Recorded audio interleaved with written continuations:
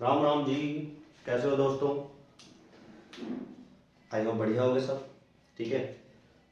Video आपके लिए लगातार पोस्ट की जा रही है ना। हालांकि आप लोग आगे शेयर नहीं करते इसको, है ना, क्योंकि वीडियो उस तक पहुंचनी चाहिए ना जिसको ज़रूरत है इसकी। ठीक है। मैं आपको बार बार ये बात बोलता हूँ कि ये जो कंटेंट मैं लेके आ रहा हूँ आपके लिए, ये कंटेंट बहुत रेयरली मिलता है। इन चीज़ों को इरेलीवेंट समझ के लोग छोड़ देते हैं, एक्सप्लेन नहीं करते। ठीक है। मैंने वो चीज़ें उठाई है जिनको बहुत कम एक्सप्लेन किया गया है, वो सारे टॉपिक आपके लिए उठाए गए हैं। ठीक है। तो अपनी भाषा में समझते हैं, बहुत बढ़िया टॉपिक है।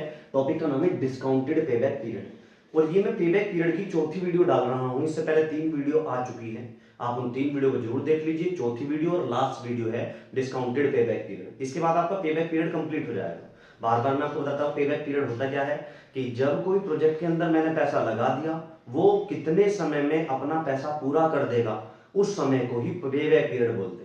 ठीक है। इससे पहली वीडियो में हमने पोस्ट पेबैक पीरियड भी आपको डिफाइन किया था कि मान लीजिए किसी प्रोजेक्ट की लाइफ अगर 10 साल है और उस प्रोजेक्ट ने 6.5 साल में अपना पैसा पूरा कर दिया, यानी पेबैक पीरियड 6.5 ईयर है, तो पोस्ट पेबैक पीरियड 3.5 ईयर होगा। यानी टोटल लाइफ में से पेबैक पीरियड को लेस कर दीजिए तो बाद का समय होता है, उसी को पोस्ट पेबैक पीरियड बोलते हैं। और वो टोटल पीरियड प्रॉफिटेबिलिटी का पीरियड होता है, क्योंकि प्रोजेक्ट अपने पैसे पूरे कर चुका 6.5 साल में।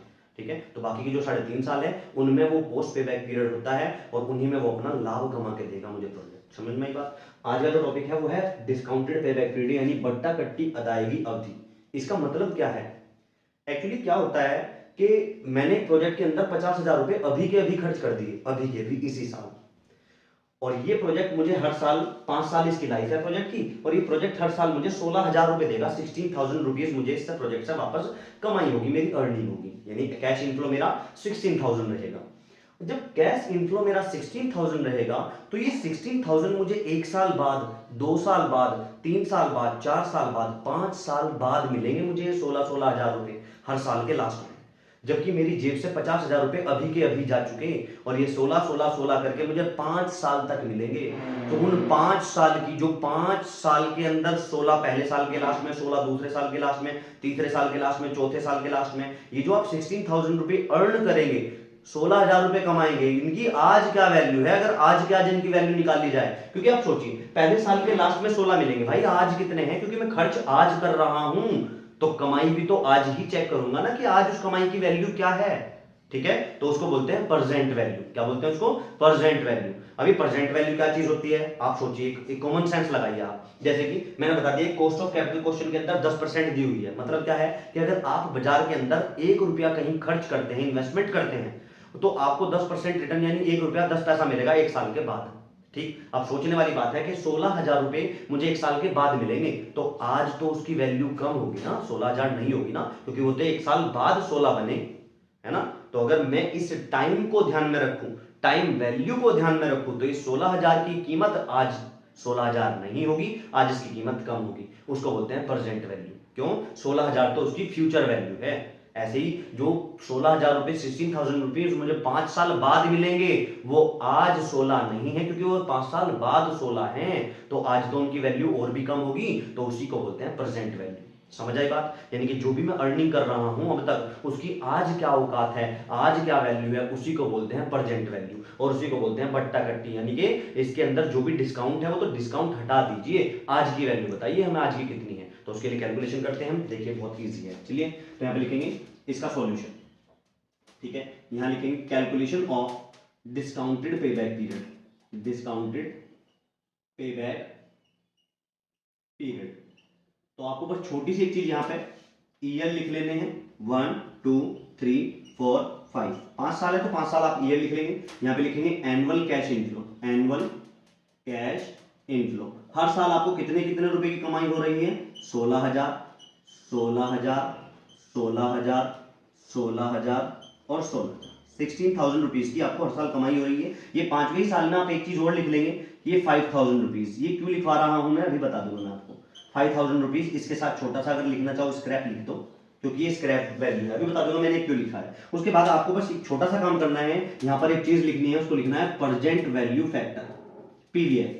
Present value factor. अभी प्रेजेंट वैल्यू फैक्टर क्या होती है ये मैं आपको कैलकुलेट करना सिखाऊंगा और ये आप कैलकुलेटर की हेल्प से बहुत इजीली कर सकते हैं, ठीक है। एक्चुअली प्रेजेंट वैल्यू फैक्टर को कैलकुलेट करने का फॉर्मूला होता है, प्रेजेंट वैल्यू फैक्टर को कैलकुलेट करने का एक फॉर्मूला होता है 1 डिवाइडेड बाय 1 प्लस r की पावर n। n यहां पर टाइम को डिनोट करता है, n यहां पर टाइम को डिनोट करता है। अब जैसे कि मुझे फर्स्ट ईयर का निकालना है तो ये जाएगा 1 डिवाइडेड बाय 1 प्लस r कितना है, r मेरा 10% है यहां पर, तो 0.1 ले लूंगा मैं। 10% को आप 0.1 ले सकते हैं यहाँ पर, क्योंकि 10% को जब आप पॉइंट में लिखेंगे तो 0.1 ही कहलाएगा, तो इसकी पावर 1। जब सेकंड ईयर का निकाल लेंगे आप, ये फर्स्ट का हो गया, जब आप सेकंड ईयर का निकालेंगे तो 1 डिवाइडेड बाय 1 प्लस 0.1 की पावर 2 हो जाएगी, ठीक है। ऐसे जब थर्ड ईयर का निकालेंगे तो पावर 3 हो जाएगी, फोर्थ ईयर का पावर 5 हो जाएगी, है ना। तो इसको अब हमें प्रेजेंट वैल्यू में कैसे लिखना है आप वो समझ लीजिए, कैलकुलेटर उठा लेंगे सब और बहुत इजीली आप समझ लेंगे जो मैं समझा रहा हूं। आपको क्या करना है, 1 डिवाइडेड बाई 1.1, 1 डिवाइडेड बाई 1.1, क्योंकि नीचे 1.1 हो जाएगा ना ये ऐड करके, और क्योंकि एक ही पावर है तो बस 1.1 रहने देंगे। तो बस आपको क्या करना है, इक्वल टू 1 है आपको, ठीक है। तो ये पहले साल की प्रेजेंट वैल्यू आ गई 0.909, कितनी, 0.909। अगर आप ज्यादा एक्यूरेट आंसर चाहते हैं तो आप 4 डिजिट तक कम से कम इसको ले लेंगे। फिलहाल 0.909 हम लिख देंगे यहाँ पर, तो प्रेजेंट वैल्यू कितनी आ जाएगी, ब्लू कलर से लिख देता हूं मैं। पहले साल की प्रेजेंट वैल्यू आ गई आपकी 0.909, यानी कि मतलब क्या है इस बात का कि जो मुझे एक साल बाद 1 रुपया मिलेगा, एक साल बाद 1 रुपया मिलेगा, आज वो लगभग 90 पैसे हैं।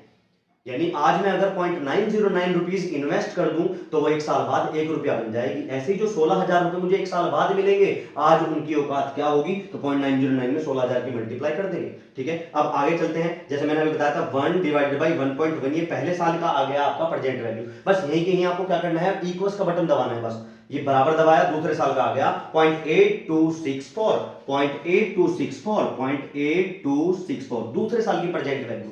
फिर दबाएंगे तीसरे साल की प्रेजेंट वैल्यू 0.7513, चार अंक ले लेंगे, फिर बराबर बस इक्वल दबाना है आपको 0.6830, फिर से पांचवें साल का 0.6209, 0.6209, और पांचवें साल में जो मैंने स्क्रैप लिखा है यहां पर भी यही लिख देंगे 0.6209, क्योंकि मैं आपको अभी इसका बताऊंगा कि मैंने ये क्यों लिखा है, ठीक है। आई होप आपको समझ आया होगा। अब समझते हैं प्रेजेंट वैल्यू निकलेगी कैसे। देखिए तो यहां पर जो आ जाएगी ये हम लिखेंगे, यहां लिखेंगे present value of inflow, present value of inflow. तो हम इनफ्लो की प्रेजेंट वैल्यू निकाल रहे हैं, कैसे निकाल देंगे कि 0.909 इंटू 16,000, तो ये कर दिया, ये आ गया हमारा 14,544। मतलब क्या है इसका, मतलब क्या है इसका कि एक साल बाद जो मुझे 16,000 रुपए मिलेंगे, आज उनकी औकात 14,544 है अभी के अभी, ठीक है। आप मेरी बात समझ रहे हैं ना कि हम प्रेजेंट वैल्यू क्यों निकाल रहे हैं। वो उसके मन में क्वेश्चन आया कि जब मैं अभी के अभी इस प्रोजेक्ट में 50,000 रुपया खर्च कर रहा हूं अभी के अभी, तो मेरी जो इनफ्लो है उसकी भी अभी के अभी की वैल्यू बतानी है। अभी कितने का है उस प्रोजेक्ट के अंदर से मुझे रिवेन्यू कितना इकट्ठा हो जाएगा पैसा मेरे पास, तो जो पैसा मुझे एक साल बाद, 2 साल बाद, 3 साल बाद, 4 साल बाद, 5 साल बाद मिलेगा, मैं आज की उसकी वैल्यू निकाल दूंगा और मुझे पता चल जाएगा मुझे फायदा हो रहा है अभी के अभी कि नुकसान हो रहा है। समझ आई बात। चलिए 16,000 इंटू 0.8264, तो यह जाएगा आपका 13,222, राउंडेड ऑफ करके लिखेंगे हम सारे, ठीक है। 13,222, 0.7513 इंटू 16,000, ये कर देंगे हम, ये जाएगा 12,020.8 है, तो 12,021 हम इसको कर देंगे। आगे 0.683 इंटू 16,000, इसकी मल्टीप्लाई करिए 10,928, चलिए 0.6209 इंटू 16,000 कर देंगे, ओहो ये 0.6209, इसमें मल्टीप्लाई कर दी, यह जाएगा 9934.4, तो 9934 ही हमने इसको रहने दिया, ठीक है। 9,934, और लास्ट का 5,000 की मल्टीप्लाई कर देंगे हम 0.6209 इंटू मल्टीप्लाई बाई 5,000। ये 5,000 क्यों मल्टीप्लाई कर रहा हूं मैं अभी बताता हूं आपको। 3104.5, तो 3105 में इसको कर रहा हूं। एक्चुअली क्या होता है कि ये जो प्रोजेक्ट मैंने 50,000 का खरीदा है, 5,000 रुपए इसकी स्क्रैप वैल्यू, 5 साल के लास्ट में ये 5,000 रुपए भी तो मेरे पास आएंगे ना, तो उन 5,000 की आज की औकात केवल 3105 है, ठीक है। अब ये क्वेश्चन बन गया आपका कौन सा, क्यूमुलेटिव कैश इनफ्लो वाला। क्यूमुलेटिव कैश इनफ्लो वाला क्योंकि मैंने आपको बताया था कि जब पेबैक पीरियड आप कैलकुलेट कर रहे हो और कैश इनफ्लो हर साल अलग अलग आ जाए तो आपको क्या करना है, क्यूमुलेटिव इनफ्लो का फॉर्मूला आपको यूज करेंगे। अब क्यूमुलेटिव क्या करेंगे, देखिए पहले साल इनफ्लो कितना 14,544, फिर 13,222, फिर 12,021, अलग अलग है ना। तो हम क्या करेंगे यहां पर, हम यहां पर निकाल रहे हैं cumulative cash inflow, cash inflow. चलिए तो निकालते हैं जी, कितना, ये आप कैलकुलेटर की हेल्प से कर सकते हैं, थोड़ा जल्दी हो जाएगा क्वेश्चन। ये पहले साल का कितना 14,544, यानी पहले साल मुझे कितने रुपए आ जाएंगे इस प्रोजेक्ट से वापस 14,544, पहले साल इतने आ गए, फिर अगला ऐड कर दीजिए इसके अंदर 14,544 प्लस 13,222, ठीक है, अगला ऐड कर दिया, ये आ जाएगा 27,766, ठीक है। ये दूसरे साल तक मेरे पास कितने रुपए हो चुके, 14,544 पहले साल और 13,222 दूसरे साल, तो टोटल मेरे पास 27,700। अब तीसरे साल का और ऐड कर दीजिए है कि 12,021, तो ये हो जाएगा 39,787, तीसरे साल का आ जाएगा। उसके बाद चौथे साल का और ऐड कर दीजिए है कि 10,928, तो ये आ जाएगा 50,700, ये ऐड कर दिया मैंने 50,715। बस आपको यहीं पे रुक जाना है, क्यों, क्योंकि मुझे केवल 50,000 रुपए पूरे करने हैं, मुझे केवल 50,000 रुपए पूरे करने हैं। ये 50,715 ज्यादा हो गया है ना, 50,715 ज्यादा हो गया। तो हम क्या करेंगे, अब यहां पर हम पेबैक पीरियड कैलकुलेट करते हैं। ये प्रेजेंट वैल्यू फैक्टर वाला मैं थोड़ा, आप इसकी स्क्रीनशॉट ले सकते हैं, इसको कहीं और पे आप लिख लेंगे। फिलहाल मैं इसको हटा रहा हूं क्योंकि मुझे यहाँ पे क्वेश्चन करना पड़ेगा, ठीक है, मैं इसको हटा देता हूँ, ठीक है। चलिए चलिए पेबैक पीरियड कैसे कैलकुलेट करेंगे, थोड़ा सा आपको ये करना है यहाँ पर, यहाँ इनफ्लो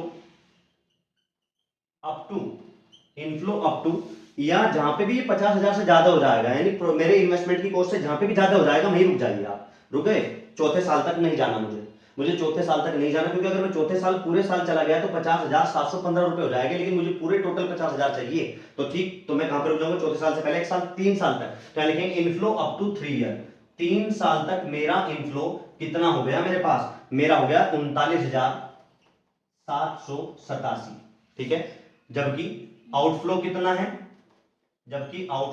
है, आउटफ्लो है टोटल 50,000, कितना है जी 50,000, तो कितने की जो कमी बची है वो कितने की बची है, तो यहां पे लिखेंगे रिक्वायरमेंट, तो रिक्वायरमेंट ना लिख के आप शॉर्टेज लिख दीजिए, अभी भी शॉर्टेज है, यानी कि कितने की शॉर्टेज है, इसमें से आप ये लेस कर देंगे 50,000 माइनस 39,787 लेस कर देंगे तो 10,213, 10,213 रुपए की अभी भी कमी है। अब बहुत इजीली पेबैक पीरियड कैलकुलेट करते हैं, ध्यान से देखेंगे। Payback period